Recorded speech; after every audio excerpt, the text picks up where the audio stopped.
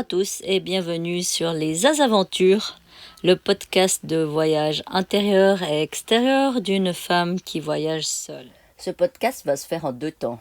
Une première partie d'écoute et une deuxième partie où j'ai fait un petit montage vidéo avec le retour de la grande traversée. Pour ceux qui ont suivi mes posts ces derniers mois, ils ont eu un petit aperçu de la beauté de ce paradis. Mais où se trouve Maratoa ?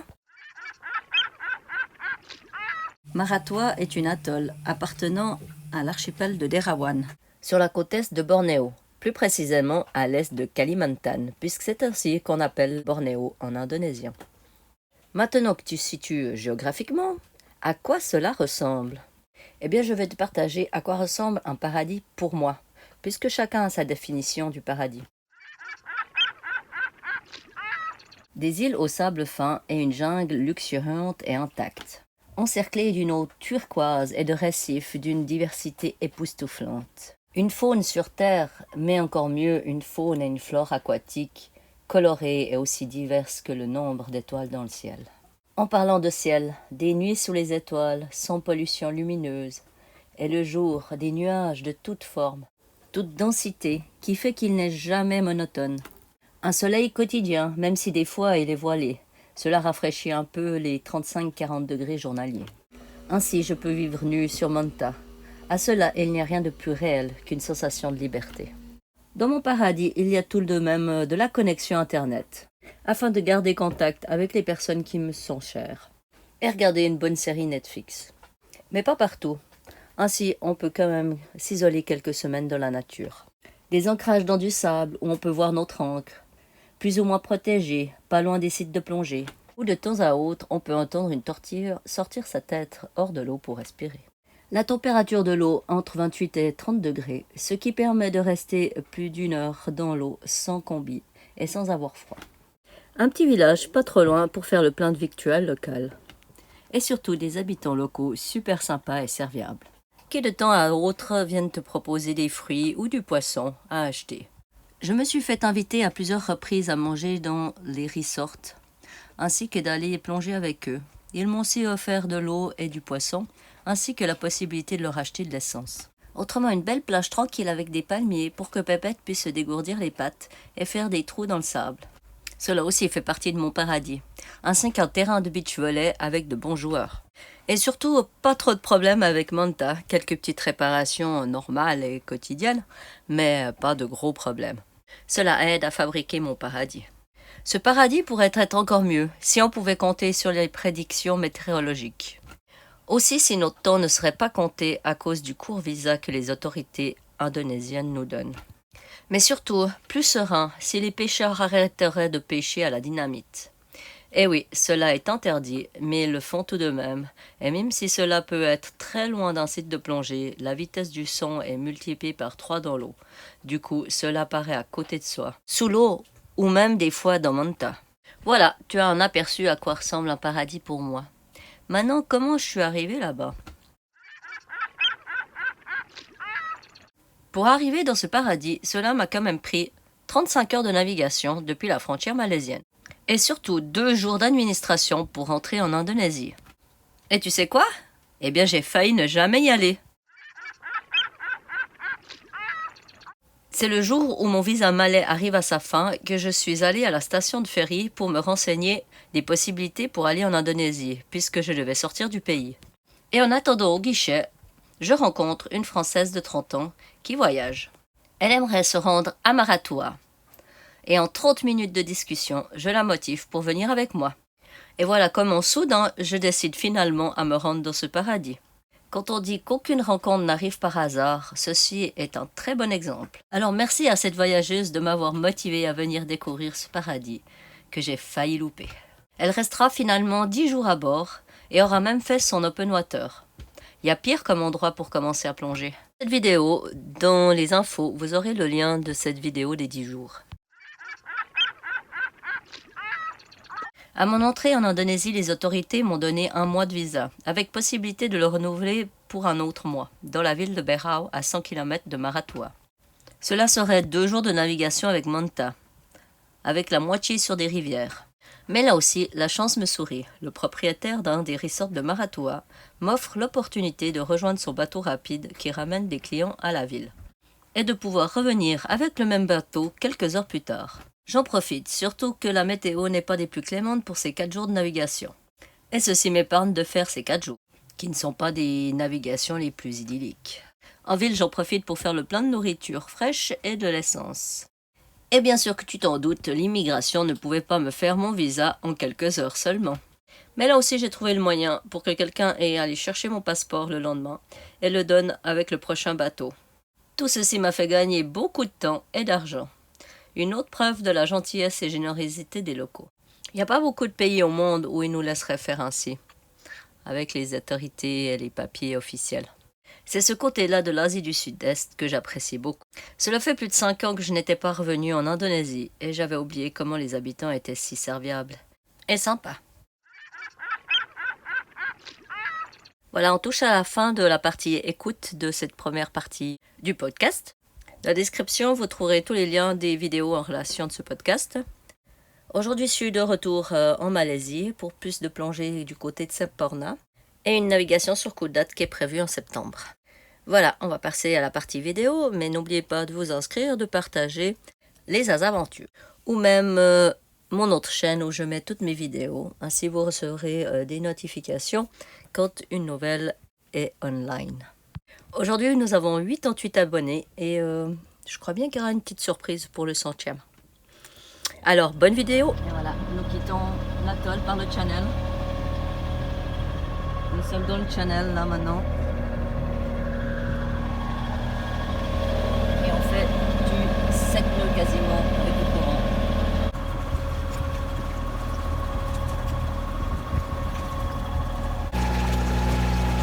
Santé! Quand on a une navigation tranquille, on est bien sur la plateforme arrière là aussi. Assis confortablement, les pieds dans l'eau, à l'ombre, avec un beau paysage.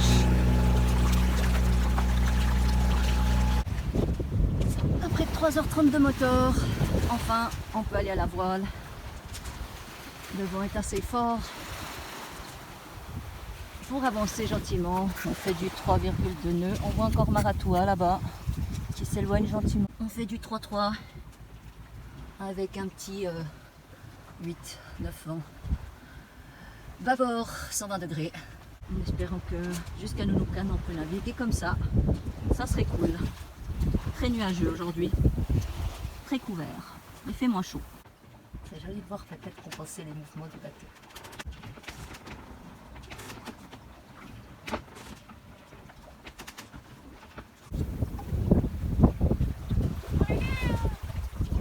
Qu'est-ce qu'il y a? Qu'est-ce qu'il y a, chouchou? On fait de la voile. Ouais, on fait de la voile, regarde. Hein? Toi, tu fais quoi?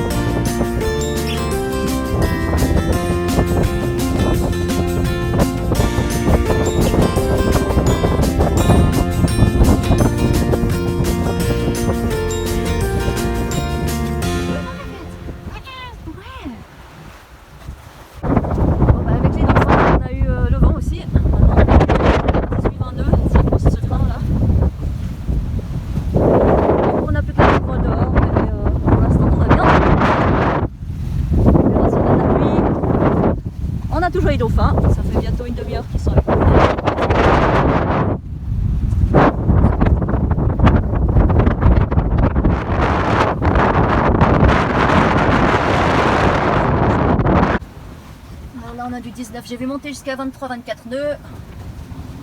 Mais ça nous fait avancer comme ça. Ça nous fait faire du 4-5 comme ça. Tout va bien. Patochon est d'accord de tenir. Et là-bas, eh ben, il pleut. Hein. Matos le ramasser. Et voilà. Et je fais la navigation. Le vent s'est un petit peu calmé. Maintenant, on a entre 15 et 20 nœuds. On fait une bonne moyenne, une bonne vitesse comme ça de 5 nœuds. Et du coup, avec notre vitesse, on a perdu les dauphins. Ils sont derrière nous. Des fois, on fait des pointes à 6 nœuds. Voilà, là on est en train de se prendre. Ah non, ça c'était pas. Mais on est en train de se prendre 3 petites gouttes. Ça va. Ces petites gouttes là, c'est le reste de la pluie. Mais on va pas être trop mouillé. Tout va bien. Et surtout, on va avoir un beau coucher de soleil, je pense. Un petit pointage avant le coucher du soleil. 8 heures de navigation et on arrive aux 30 miles. On n'a pas été très vite, mais là on est en train de rattraper là. Avec du 5-6. Même Pépette n'est pas dans son trou, elle est là. Coucou! T'es bien la Pépette? Tu fais l'équilibriste là? C'est bien si tu tiens là-dessus. Mais c'est pas l'endroit le plus facile hein, en navigation. Ça fait plaisir qu'elle soit pas dans son trou déjà. Hein? Coucou! Voilà les dernières lueurs du coucher de soleil. Pas sûr que je fasse des vidéos cette nuit, autrement la prochaine ça sera le lever. Alors bonne nuit. Enfin, façon de dire.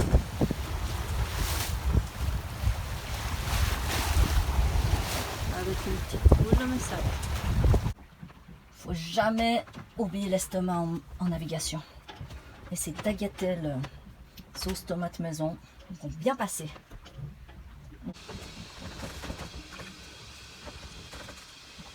Pépette, elle est toute calinouteuse. Ouais. Voilà de ce qu'on fait la nuit. Ici on peut voir qu'il y a un bateau qui est sur notre route. Et c'est un tackboat, donc du coup il est en train de tirer une barge et du coup je sais pas sa longueur. Et j'arrive pas à le joindre. Voilà, il est bientôt minuit, c'est le 4e bateau qu'on croise, mais celui-là c'est le plus dangereux. Et voilà les premières lueurs du jour. Le saumon moteur, ça fait 15 minutes que je l'ai allumé après 16 heures de navigation à la voile. Il y a juste un petit 4 nœuds de vent de face, donc voilà. On verra si le lever du soleil est mieux que ça. Alors résultat de la nuit, après la deuxième partie de la nuit, on n'a pas eu d'autres bateaux du tout. Et on a eu 3 petites gouttes autour des 3 heures, mais vraiment des toutes petites, et c'est tout. Donc une nuit super tranquille, avec du bon vent vraiment jusqu'à il y a une demi-heure. C'était cool. Maintenant, on attend le lever du soleil. Alors le soleil n'est pas très féroce ce matin, là il est 8 heures. C'est très couvert, du coup il fait pas trop chaud, c'est bien. Alors qu'il n'y a plus de vent, vous pouvez voir la belle houle qui nous accompagne. C'est bien, elle est derrière. Là je suis en train de repolir les inox, j'ai déjà fait une partie. Là vous avez un exemple d'avant. Là on commence par un coup de brosse à dents. C'est la brosse à dents. C'est ce qui part le mieux. Avec une autre pâte à inox. Là une fois que le chandelier est bien badigeonné partout, frotter à la brosse à dents. Voilà. Un final touch.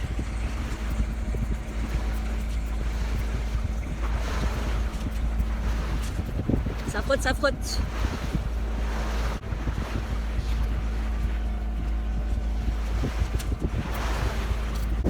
Et résultat final.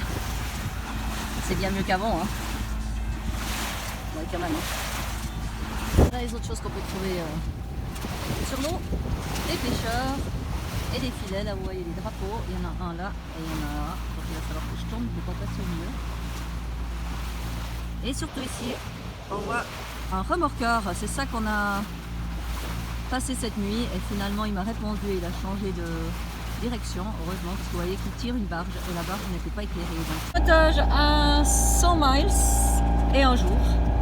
Voilà, c'est fait, 100 miles un jour. Ça nous donne ceci. Le trait jaune, le trait violet, c'est ce qui me reste. Et pour fêter ça, eh ben, il fait des gouttes. I-E-I-O, un taureau au bord de l'eau.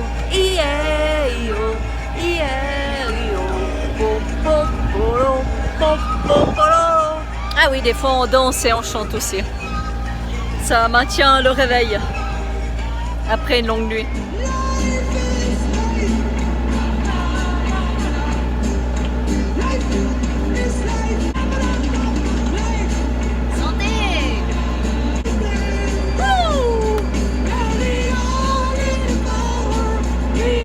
Voilà, dernière ligne droite. Ça c'est l'île de Nunukan. Et il y a un magnifique ciel. Et derrière nous, c'est un peu la mer se confond sur l'horizon. Et le bruit du moteur va permettre de faire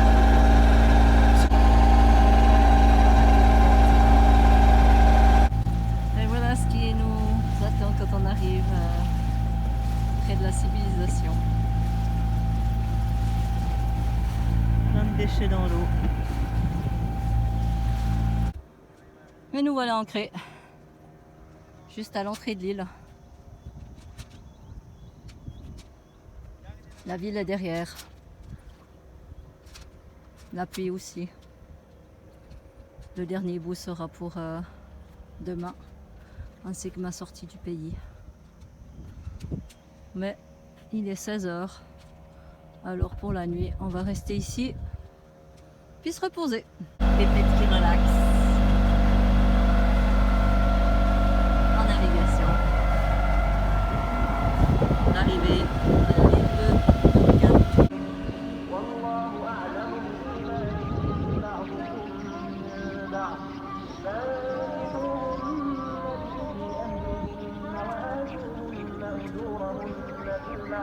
Voilà, nous sommes officiellement hors d'Indonésie. C'est juste officiellement parce que là, je viens de quitter Nunukan. Vous voyez la ville derrière. Mais on est encore pour pas beaucoup encore sur les terres indonésiennes. Et voilà, donc ça m'aura pris 24 heures pour faire le check-out. Donc une journée de moins que le check-in. Pour une fois qu'on navigue avec tous les éléments avec nous, on a un magnifique vent de 14-15 nœuds. On est au Génois et on a encore le courant avec nous. Alors là, franchement, pour une fois que tous les éléments sont avec nous, ça vaut la peine de faire un petit film. Bon là, ça arrive 4 heures, je ne vais pas aller loin, mais moi je sors de la ville pour être plus tranquille pendant la nuit.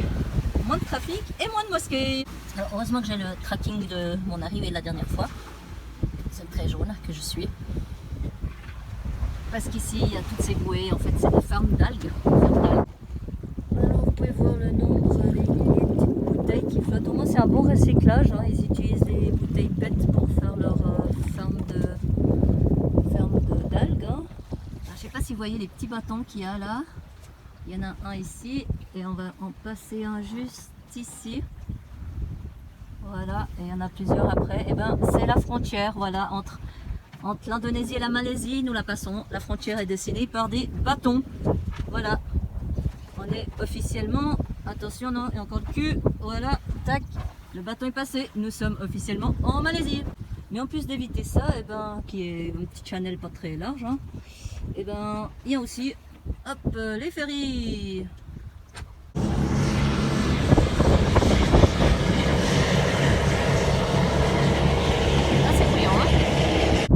Il y a des macaques sur la plage. Vous voyez?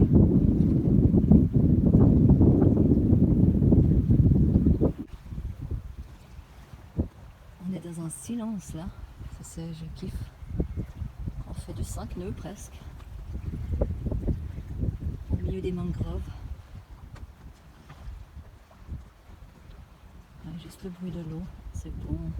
Ah, c'est bon. Un peu de bruit du vent. Voilà, hors de la ville, de la civilisation. Il va me falloir rester 2 jours dans ces mangroves avant d'affronter Tavao pour une semaine. Voilà, j'espère que vous avez pu vous sentir un moment sur Manta pendant cette navigation. Désolée pour la qualité et le son, quand il y a le vent, c'est vrai qu'on entend moins bien ce que je dis. Mais là, je vais recevoir un nouvel appareil photo, alors j'espère qu'on aura de meilleure qualité pour les prochaines vidéos. Alors en attendant le prochain podcast, je vous salue et vous souhaite un bon été. À bientôt!